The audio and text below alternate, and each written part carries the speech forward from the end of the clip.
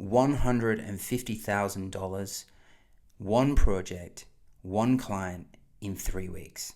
Now, when my client came to me, he was extremely frustrated. He was slugging out 5K projects with the odd sporadic 20K project, which was telling him that it was possible to get high value projects, but he didn't have a system for it. Now, when he came to us, we implemented one method. It was a very simple method. And in this video, what I'm going to do is break down exactly what we did with him, how he approached it, and ultimately you can take the exact same method and apply it to your business after watching this video. But before we get into it, let's hear from Dean himself. I won my first $150,000 contract. That's not something I would have been able to do before cloud. I was probably pulling in $5,000 jobs maximum most of the time, and every now and then I would get the odd $20,000 gig. I have no doubt in my technical ability and my artistic ability. That's not what this is all about. Okay, so before I get into exactly what we did with Dean, I want to talk about why filmmakers stuck between 5 and 10,000 per month. And typically, if you know me and you know our program and what we work on, our main goal for me and my team is to get filmmakers to 50K per month. But these are the main reasons why it doesn't happen, and this is exactly what happened to Dean. First, he had no structured sales system. He had no reoccurring or high value offer. He was facing, which a lot of you are facing right now, which is this idea of being commoditized. There's never been a better time to become a filmmaker and to just grab a cheap camera and run around and call yourself a filmmaker. And now amplified so much with AI that people can prompt images, and it really is starting to commoditize the industry at whole. And I think arguably our industry is one of the most that is under attack. The other thing that we're going to talk about, and particularly just in a second, is he had no system for leads, no opportunity for more people to keep coming through the pipeline. And he was feeling stuck. He had a lot of options, tried a lot of things like networking, meta ads, Google ads, cold email, cold calling, referrals is a really big one that you get stuck into. But it's well, where do you start? And the sea of information that is out there in terms of how to grow a video business is becoming like the information, even now with AI, is just becoming so abundant that you don't have any clear, concise path. And so what we did with Dean is we first wanted to implement something really simple, something that he could do almost immediately. And so what we did is we turned to what we call our fast cash playbook for filmmakers. And there's 10 plays in here. And look, if you want a copy of this, just DM me on Instagram and I can give you the full copy. But what we did is we suggested that we did a 9-word email to all the people that were orbiting around him. What do I mean by that? I mean people that he's come into contact with over the last sort of 12 to 18 months, people that he's put proposals out, people he's worked with. Basically find them sort of people, and then you just simply write a message saying, are you still looking for a brand story? Or are you still looking for video production services? Now, when we look at this, and where a lot of people make the mistake when they're going back to either clients or they're following up, what they tend to do is write this massive amount of email, this huge email, hi John, it's been about a month since we last spoke. I hope things are going well over at blah blah. I've been thinking about you a lot over the conversation of our brand story and how it connects with when headed as it just goes on and on and on. If you think about it from a receiving point of view, it's there's a massive email, there's a niceness to that email where you've got to kind of think about I can't just quickly respond, I'm going to have to sit. And that's when it just literally goes into the too hard basket. Now, if you go to the second email, the one we're suggesting, which is, hey John, are you still looking for brand story for your website? It's so simple and concise and easy to respond to that when you do it like this, it becomes no brain power from your prospect, especially if they're a high level client. They don't have to think too much, right? And a lot of us get into the trap, and like Dean did as well, where basically we try to sell the whole thing through the lead gen. I mean, this is one of the number one mistakes that you make. Like, you literally only need to sell the appointment. not the services, not the packages, not the idea, not the perspective. None of that even matters. What we want is for them just to agree that they'll catch up, have a conversation, and see what is at offer. That's it. Like, that's what we did. So we ran this, and everything was fantastic. But then what happened was, and he had a lot of people reply once he did this. He created a list of around 50 people, and a lot of them replied, wanted to see him. But his next big problem was he didn't have a sales structured system. In his mind, when he was going to approach this sort of whole sales conversation that he'd now just generated, he was thinking in terms of hourly rate, day care. Well, I've got a 4K, I've got an 8K camera, I've got an Arial X, I've got a Red. You know, is it color grading that they want? Is it sound design? Is it this? Is it that? It was very much around the creative technicality of everything. When we do this, what it does is it really doesn't position us as someone that is outcome driven, and it typically that conversation just leads to a time-based pitch. And the other thing is that we focus way too much on the pitch, and when we do focus on the pitch, we almost become too romantic about the storytelling itself. So we'll either go too hard on the technical side of stuff, which is this is the camera I'm going to bring, this is my day rate, this is the color grading.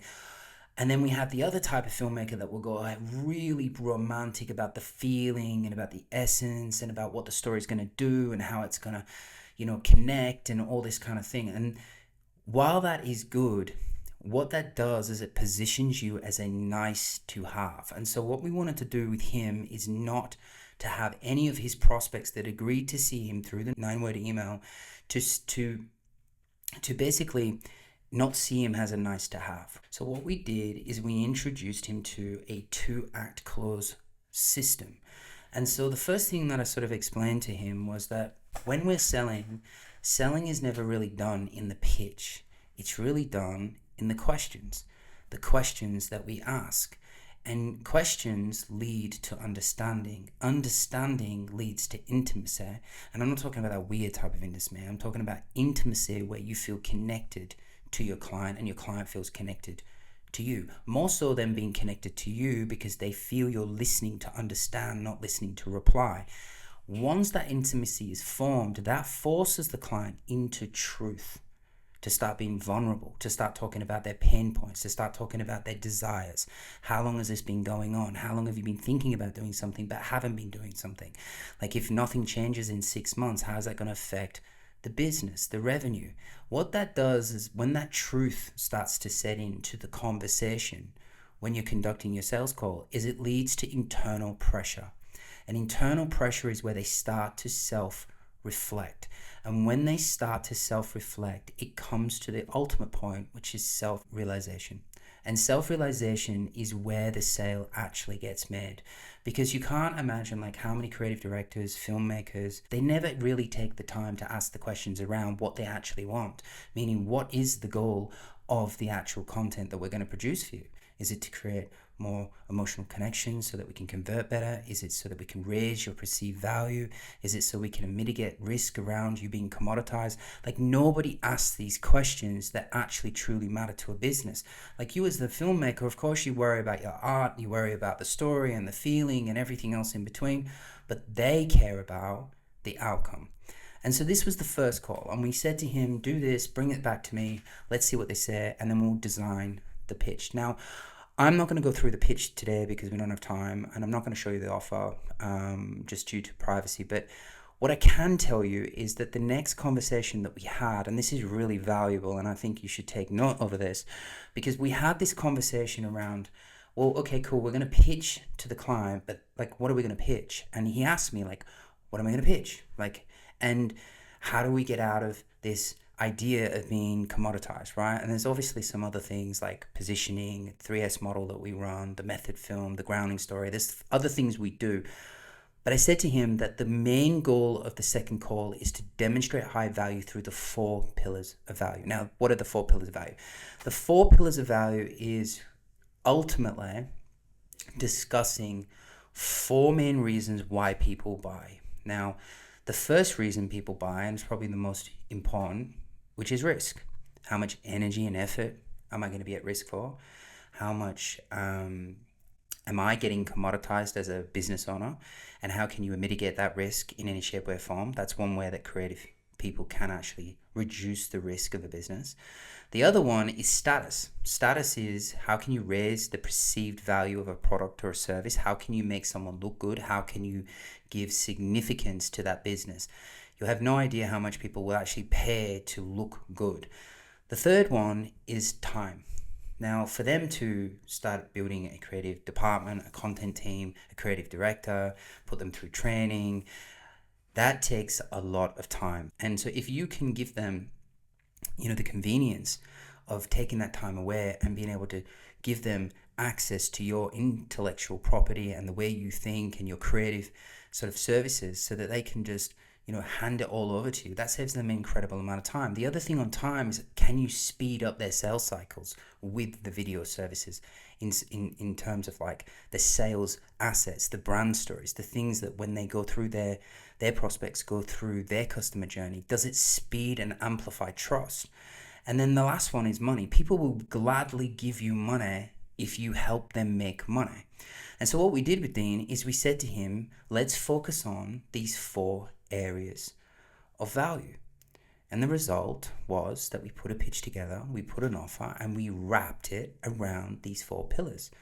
And the result was he closed in under 3 weeks $150,000. For you to take something away from this, and give you a little bit of an exercise now. So I would say build a list of 50 people that you've either know, like, and trust you. Then I want you to construct a 9-word email. Send that out to every single one. When you actually get bookings, I want you to think in terms of questions. And now these questions need to be done with the intention of truly listening to understand. Questions are like, what is your goal? How close are you to your goal? What are you doing about it currently now? How long have you been doing it that way for? Things like this that actually get to a deeper understanding of the client so that you can form some form of like connection with the client, intimacy, so that they feel they can go to the space of like truth. They can tell you the truth. They don't feel like you're sort of in it for the sale. You're actually listening to understand. You're there with good intention. And then what happens is they'll start to go to internal pressure. Now, internal pressure is where they really start to reflect upon themselves, which leads to self-realization. Now, once you've got them into that space, I want you to go away, design a pitch that is around the 4 pillars of value. One pro tip that I can give you: start looking at your client's customer journey. Reverse engineer that and think about, how can I mitigate risk? How can I increase significance or status? How can I save time or speed time up? And how can I make my client more money? Now, if you want to go deeper and try to understand more about the offer and like how to put together a high value offer that's based on outcomes and impact, then there should be a video around here where you can click on. Or if you want to like actually get some one-to-one help so we can actually go to your very specific situation, just DM me on Instagram and just reach out and just say, "I've seen you on YouTube. I want to get some help. Can we have a chat?" And we'll jump on a Zoom call. And don't forget to like and subscribe, and I will see you in the next video.